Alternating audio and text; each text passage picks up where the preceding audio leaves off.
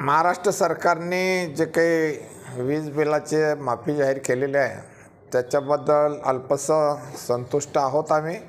परंतु 7 हॉर्सपॉवरपर्यंतचं जे काही त्यांनी अट घातलेले आहे हे बरोबर नाही आहे. जे शेतकरी शेती पंप वापरून पिकासाठी पाणी देत आहेत त्या सर्वच शेतकऱ्यांचं कर्ज आणि वीज बिल माफ झालं पाहिजे. ते 10 हॉर्सपॉवर असो किंवा 100 हॉर्सपॉवर असो, हे जर शेतकरी शेतीला पाणी देत आहेत आणि अन्नधान्य पिकवणं हे काम करतायत, देशातल्या 140 कोटी जनतेला खाऊ पिऊ घालतात, तर त्यांना वीज मोफत दिली पाहिजे ही आमची भूमिका आहे.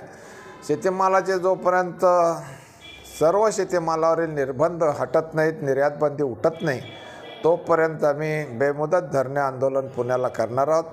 आज जे काही वर्तमानपत्रामध्ये टी व्हीमध्ये बातम्या बघतोय याच्यामध्ये कायदा सुव्यवस्थेचे सगळे धिंडवडे निघालेले आहेत.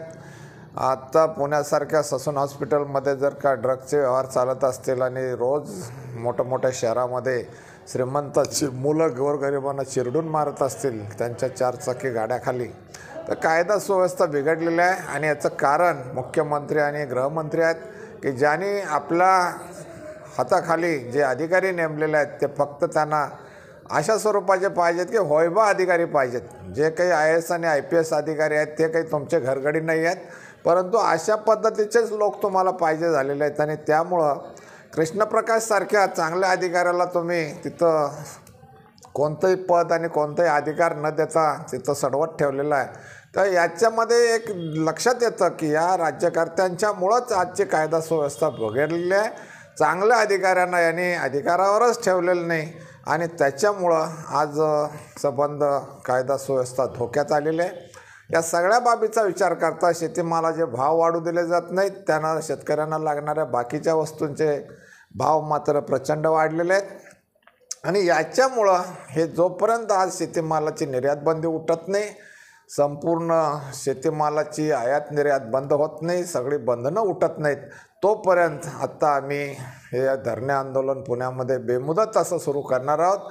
9 ऑगस्टच्या दरम्यान आम्ही हे धरणे आंदोलन सुरू करणार आहे.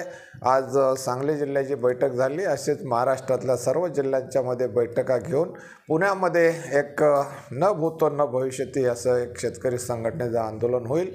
आणि जोपर्यंत सर्व शेतीमालावरील निर्यात बंदी उठत नाही तोपर्यंत आंदोलन आम्ही मागे घेणार नाही. जोपर्यंत 2 साखर कारखान्यामधील अंतराची अट निघत नाही तोपर्यंत आम्ही आंदोलन संपवणार नाही ही आमची भूमिका आहे.